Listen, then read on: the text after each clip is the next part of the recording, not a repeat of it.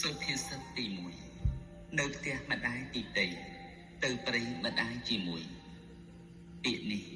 បុរាណលោកពូទៀងទាត់ទូមានពួកជនឲ្យមកចាប់កំណត់ព្រមព្រៀងមូលមតិគ្នាក្នុងពេលដែលនាំគ្នាចេញដើរដំណើរចូលព្រៃឬទៅណាទោះបីជាមនុស្សផ្សេងមេត្តាត្រូវគិតដូចជាម្ដាយជាមួយត្រូវតែស្រឡាញ់រាប់អានគ្នាក្នុងវេលាដែលមានទុក្ខព្រួយឬមានធុរៈកិច្ចអ្វីមួយត្រូវជួយឈឺឆ្អាលពេញកម្លាំងកុំគិតយករស់តែម្នាក់ឯងគប្បីខ្នះខ្នែងគ្នាយ៉ាងខ្លាំងដរាបដល់រួចគ្រោះថ្នាក់ថ្នាំងកុំបីចិត្តខ្មាំងនឹងគ្នាឡើយគប្បីខ្វល់ខ្វាយដោយបងប្អូនល្អល្អអូនល្អល្អិតកុំកន្តើយឲ្យដោយសុភាសិតដែលខ្ញុំពោលហើយទើបស្បើយអស់ទុកបានសុខា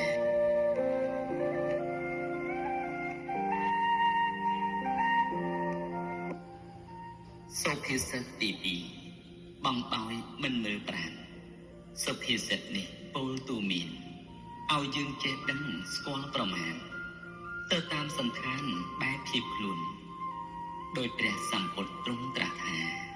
មត្តបញ្ញុតាទុកជាក្បួនត្រែតែការដឹងប្រមាណខ្លួនឲ្យបានសមសួនកុំឲ្យលើកអ្នកតូចពូជទីកុំចាំងម៉ានដំកាំងរីរឹកជ្រលើកបើធ្វើរឹកតែងកោងសំដីឆ្លើលោកថាលើពុះប្រមាណ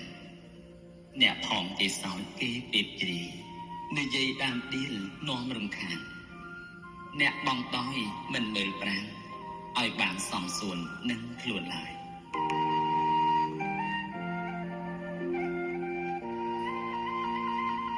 សុភាសិតទី3បាបមិនឆ្អាបមាត់ពាក្យនេះជាពាក្យចាស់បណ្ដោយក្នុងពេលធ្វើការអ្វីធ្លោះធ្លួយនាំឲ្យរំខានចិត្តខ្វាយខ្វល់ដោយយ៉ាងបានធ្វើអំពើណាដែលនាំអាត្មាឲ្យរវល់លំបាកលំបិនជាអំពុលទាំងឥតបានផលប្រយោជន៍ទេដូចមានគេពឹងឲ្យធ្វើការដែលមានខ្លឹមសារតែខាងគេ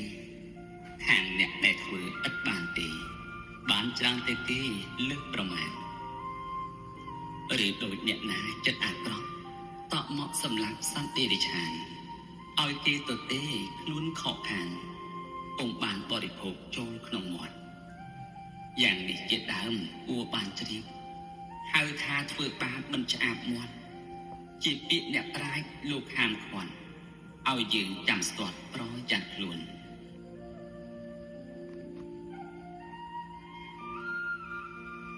សុភាសិតទី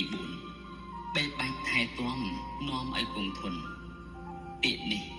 អ្នកប្រាជ្ញប្រាប់អានិសង្សជាគ្រឿងរក្សាទ្រព្យឲ្យគង់កុំឲ្យលេចលំខូចរបស់ឯការបែកបាច់គឺរក្សាថែទាំទ្រព្យជាសពទាំងអស់អ្នកណាប្រព្រឹត្តឥតនាងខ្ចោះរបស់នឹងគង់មិនបងបាត់ហេតុនេះអ្នកប្រាជ្ញលោកទូមានឲ្យអស់យើងបានខំប្រយ័ត្នថែទាំទ្រព្យធនកុំឲ្យខ្ចាត់ទើបបានសម្បត្តិទ្រព្យគង់នៅ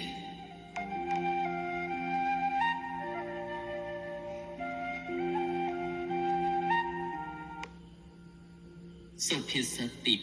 5ប្រមាថព្រៀងលៀនតែងបានក្តីទុកសុភាសិតនេះជាអវាទ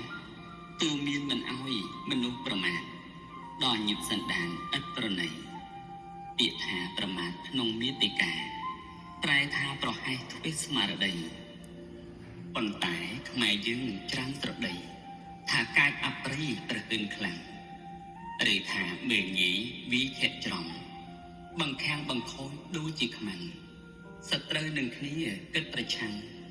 ខ្លាំងឥតកោតអស់ញាតទាំងផងអ្នកដែលប្រមាថមិនបានសុខច្រើនតែកើតទុក្ខពេលកន្លងទាំងក្នុងលោកនេះលោកនាយ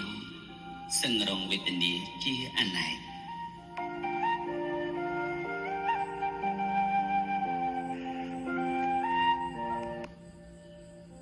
សុភាសិតទី6ប្រហែសបានប្រយ័ត្នគង់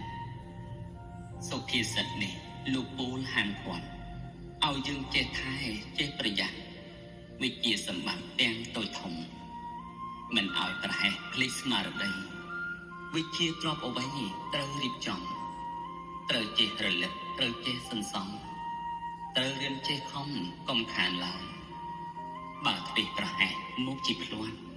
វិជាសម្បត្តិដែលបានហើយការស្ដាយក្នុងចិត្តឥតមានស្បាយនេះហើយទើបប្រែកលោកពូថាប្រហែសបាត់ប្រយ័ត្នគុំគួរយើងទ្រទ្រង់ដោយប្រាជ្ញាចាំហើយនាំគ្នាត្រូវឧស្សាហ៍ប្រយ័ត្នណាស់ណាតាមលោកប្រាំ